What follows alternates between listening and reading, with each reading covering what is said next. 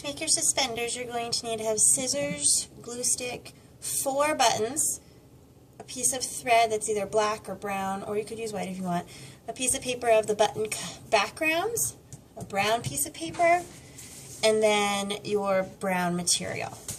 You're going to start by taking the back of your buttons, you're going to flip it over, and you're going to put glue all along the back.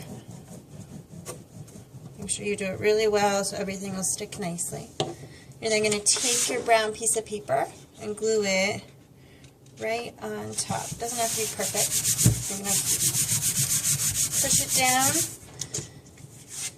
Then all of your buttons should be glued. So what the next step is you're going to cut out these buttons, the button backgrounds. And you're going to leave, you can leave a little bit of the black edge.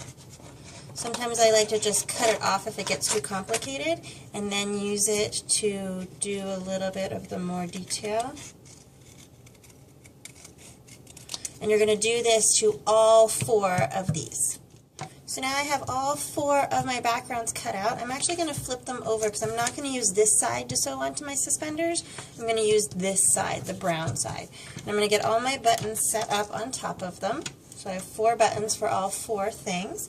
I'm going to take my strip, I'm going to just take the end of it, and I'm going to take one of my buttons and put it on the end. You might want to double check that it's covering the background, which it is. I'm then going to take my needle. I'm not going to worry so much about the button yet, but I want to be sure that I go up through the back. So I'm going to push down. It's kind of hard with the material, but you can use some thimbles or an adult can help you. You're going to pull all the way through until the knot is tight. Then I'm going to take my button and put my first little hole through, just like that. It's going to be a little loose.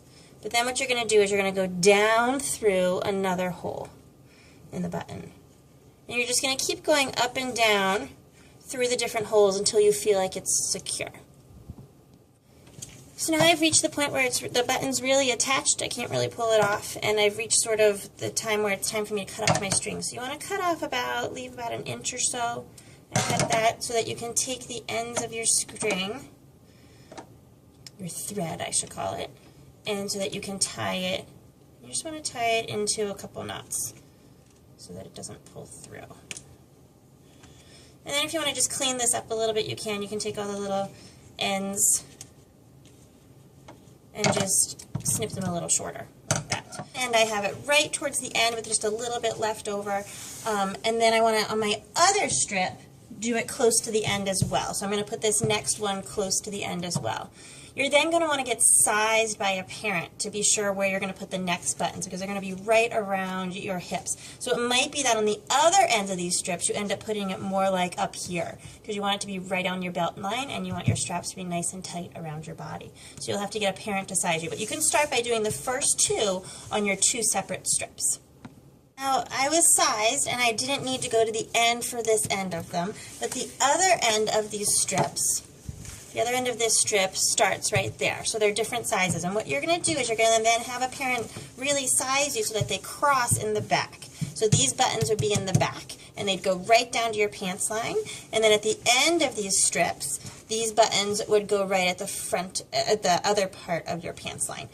And you're then going to have them crossed in the back. So a parent's going to help you cross them, and they're going to take a pin, and they're going to sort of pin the part where they cross, like that for you.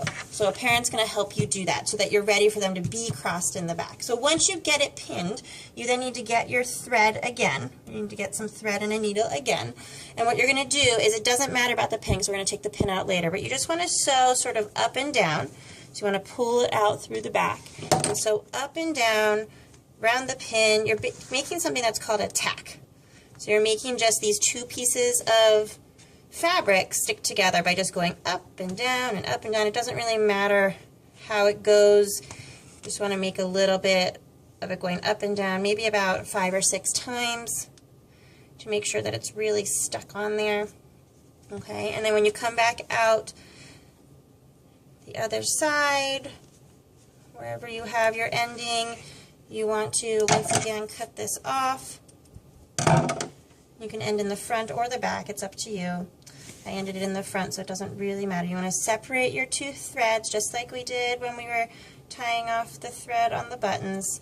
You're going to tie some knots. So you're just going to, just like you would your shoelaces, you're going to tie your knots. Be a little careful because the thread is really small, but you can handle it. If you need help, you're going to ask an adult. So then you want to take these extra pieces and just snip off the ends a little bit. And now you can pull out the pin, and they are stuck together, and your suspenders are done.